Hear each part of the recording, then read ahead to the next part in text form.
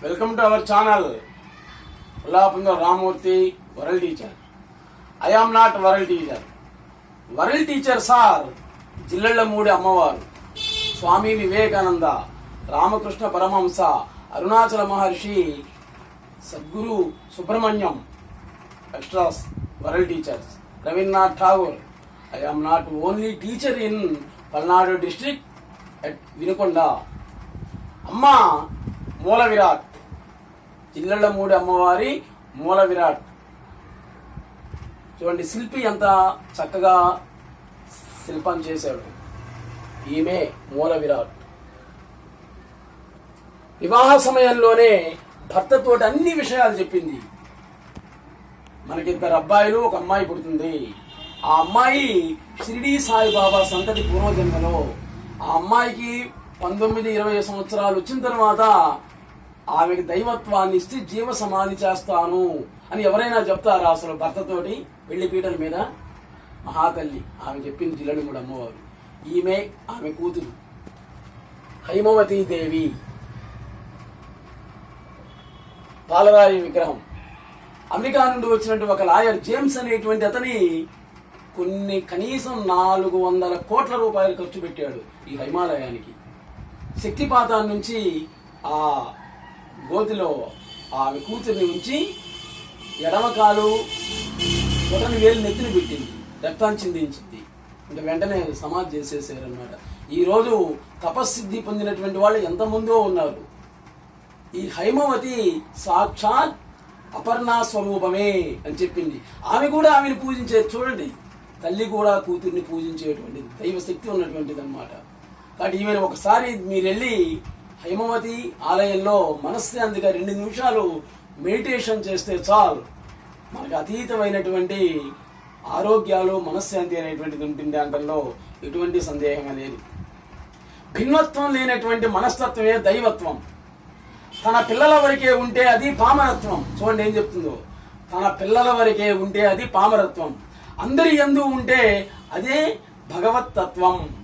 దైవం గుర్తించేటట్లు ఎప్పుడూ ఉండడు, సర్వసామాన్యంగా ఉంటాడు. భగవంతుని సేవ కంటే కూడా భగవద్భక్తుని సేవ అనేటువంటిది వెంటనే రిజల్ట్, ఫలితం అనేటువంటిది ఇస్తుంది. కాబట్టి భగవద్భక్తులని మనం సేవించాలి. భగవంతుడున్నాడు అని గుర్తించింది ఎవరు? మానవులే.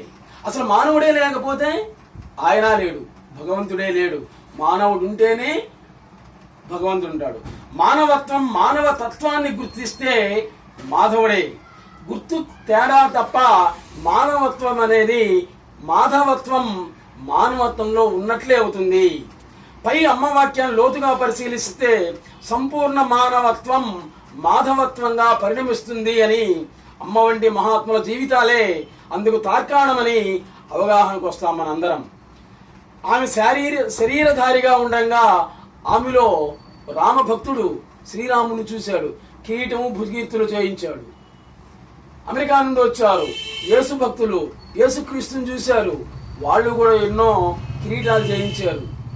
తర్వాత మహమ్మదీయులు వచ్చారు, రహీం అనేటువంటి అతని ఆమెలో అల్లాను చూశాడు. అమ్మ నిన్ను అందరూ స్త్రీ అనుకుంటున్నాడు, సాక్షాత్ పురుష స్వరూపమే అని చెప్పాడు. ఆయన కూడా ఆమెకు వడ్రాణాలు ఇవన్నీ చేయించారు. ఈ రోజు ఆమె ధరించినటువంటి అన్ని వస్తువులన్నీ కూడా అక్కడ మ్యూజియం లాగా ఉన్నాయి, ప్యూర్ గోల్డ్.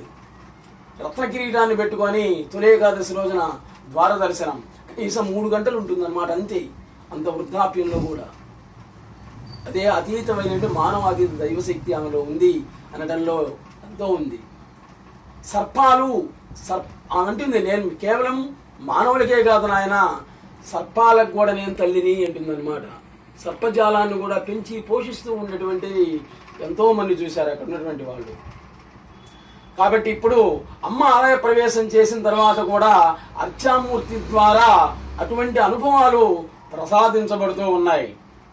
అమ్మ సుగుణాలని, దైవీ సంపత్తిని పుణికి పుచ్చుకున్నటువంటి హైమవతీ దేవి సాక్షాత్ ఆమె కడుపును పుట్టినటువంటి బిడ్డ. ఆమెకే దైవత్వాన్ని ఇచ్చి జీవసమాధి చేసింది. జీవితకాలంలో అమిలము ఆదర్శవంతమైనటువంటి పదంలో నడిపించి చర్మాంకంలో జ్ఞానము మృత్యుంజయత్వము ప్రసాదించి దేవతగా హైమవతీ దేవిని లోకారాధ్యం చేసింది ఈ జగజ్జనని జిల్లెళ్ళమూడి అమ్మవారు. హైమాలయం గర్భగుడిలో హైమవతీ దేవి తెల్లని పాలరాతి విగ్రహాన్ని ప్రతిమను చూడగానే మనస్సు ప్రశాంతత చెంది గగన కుసుమం అనుకున్నటువంటి ఏకాగ్రత అక్కడ కరతలామార్గం అవుతుంది ప్రతి ఒక్కరికి కూడా. ఎంతో మంది అనుభవం ఇది. అంతేకాక హైమాలయంలో ఎవరు ఏమి ఆమెను ప్రార్థించినా మనస్ఫూర్తిగా ఏది ప్రార్థించినా గాని వాళ్ళ కోరికలు అనేటువంటివి నెరవేరుతూ ఉన్నటువంటి కల్ప వృక్షమే అయింది ఈరోజు హైమాలయం జిల్లెళ్ళమూడిలో. ఒకసారి దర్శించి రండి సార్, దర్శించి అక్కడ భోంచేసి రండి చాలన్నమాట. ఇంకా నవనాగేశ్వరాలయం అనేది ఉంది. నవనాగేశ్వరాలయం సర్పాలకు రాజు నాగేశ్వరుడు. 9 పడగలతోటి క్రింద శివలింగం ఉంటుంది. ఆ రూపాన్ని నాగేశ్వరాలయంలో ప్రతిష్ఠించారు అమ్మవారు. ఈ సుందర గంభీర విగ్రహాన్ని దర్శించగానే మనస్సు భక్తిభావంతో శరణాగతి చెందుతూ ఉంటుంది. ఈమె అత్యాశ్రమి అనడంలో ఎటువంటి సందేహం లేదు. ఈ కొత్త పదాలు చూడండి, సద్గురు సుబ్రహ్మణ్యం గారు చెప్పారు. అత్యాశ్రమి, అత్యాశ్రమం. మనం ఆశ్రమాలు చూస్తున్నాం కదా, అత్యాశ్రమం అనే పేరు ఎక్కడా ఉండదు. అసలు అత్యాశ్రమి అంటే ఏంటి, అత్యాశ్రమం ఏంటి, ఈ కొత్త పదాలు వినండి జాగ్రత్తగా. అత్యాశ్రమి అంటే ఏంటంటే పైకి సాధారణ వ్యక్తుల్లాగా ఉన్నప్పటికీ కూడా మామూలుగా ఉంటారన్నమాట. లోపల భక్తిభావం దైవీతత్వం ఉన్నటువంటి వాళ్ళు అత్యాశ్రమి అంటాం. ఆ శక్తి ఎక్కడైతే ఉంటుందో వాళ్ళు ఎక్కడైతే ఉంటారో అదే అత్యాశ్రమం. ఇది కొంతమంది పైకి కాషాయ గుడ్డలు కట్టుకొని పెద్ద పెద్ద బొట్టు పెట్టుకొని నటిస్తుంటారన్నమాట భక్తుల్లాగా. అందరూ కాదు, కొంతమంది. వాళ్ళని చూసి మోసపోవద్దు అని చెప్తారు సద్గురు సుబ్రహ్మణ్యం గారు. శ్రీకాళహస్తి అనిలాచల మహర్షి సద్గురు సుబ్రహ్మణ్యం గారు యుక్తాయుక్త విచక్షణ చేసి మీరు ఆశ్రమాలకు పోండి, మీరు బాగా ఆలోచించి వాళ్ళ పాద సేవలు చెయ్యండి అని చెప్తారనమాట. కానీ కొంతమంది పైకి మాత్రం భక్తుల్లాగా కనిపిస్తారు, లోపలంతా కూడా కుట్రలు కుతంత్రాలు ఉంటాయి. వాళ్ళ సామాన్య మానవులే, అందరూ కాదు. కొంతమంది సామాన్యంగా ఏమీ ఉండదు, బొట్టు ఏమన్నా సామాన్య బట్టలతో ఉంటారనమాట. వాళ్ళు అత్యాశ్రమి కోవకు చెందినటువంటి వాళ్ళు. రమణ మహర్షి, యేసుక్రీస్తు, మహమ్మద్ ప్రవక్త, జిల్లెళ్ళమూడి అమ్మవారు, కన్యకా పరమేశ్వరి, నీలంపాటి అమ్మవారు, ఇట్లా అందరూ కూడా అత్యాశ్రమి కోవకు చెందుతారు. సామాన్యంగా ఉంటారు, పైకి లోపల దైవీ శక్తులు అనేటువంటివి ఉంటాయి. కాబట్టి ఈమె కూడా అత్యాశ్రమి అనడంలో ఎటువంటి సందేహం లేదు. ఆ ఆశ్రమే అత్యాశ్రమం అనేటువంటిది అవుతుంది. ఇంకపోతే వరసిద్ధి వినాయక ఆలయం కూడా ఉంది అక్కడ. అమ్మ జగన్మాత కాబట్టి విఘ్నాలను నివారించేటువంటిది ఆమె.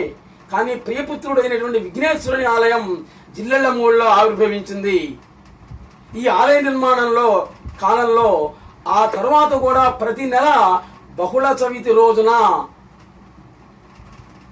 సంకటహర గణపతి హోమం జరుగుతూ ఉంటుంది. హైమవతీ దేవిలో వినాయకుడు, కుమారస్వామి, ఆంజనేయ స్వామి వాళ్ళ తేజస్సు అనేటువంటిది ఆ విగ్రహంలో మనం పరీక్షగా చూస్తే కనిపిస్తూ ఉంటుంది. ఆ విధంగా విగ్రహం తయారు చేశారు. కాలక్రమంగా దేవతామూర్తులకి ప్రత్యేక ఆలయాలు ఏర్పడుతూ ఉండడం అమ్మ దివ్య ప్రణాళికలో భాగమే అని చెప్పొచ్చు. ఇకపోతే ఇక్కడ యాగశాల, గోశాల, యాగశాల అవి కూడా ఉన్నాయి. ఇక్కడ యాగశాలలో తరచూ గణపతి హోమం, చండీ హోమం, సుదర్శన హోమం, శ్రీ సూక్త హోమం, సౌర హోమం అనేటువంటివి జరుగుతూ ఉంటాయి. వేద పండితులు ఎవరి మీద మనస్సు లగ్నమైతే ఆ దేవుడే గొప్పవాడు. నీ పేరే మంత్రం అని చెప్తుంది ఆమె. మంత్రాలు ఎక్కడో లేవు నానా, నీ పేరుంది కదా, దాన్ని స్మరించి చాలు, అదే మంత్రం ఉంటుందన్నమాట. అన్ని సమయాల్లో దగ్గర ఉండేది ఒక్క భగవంతుడే అంటుంది.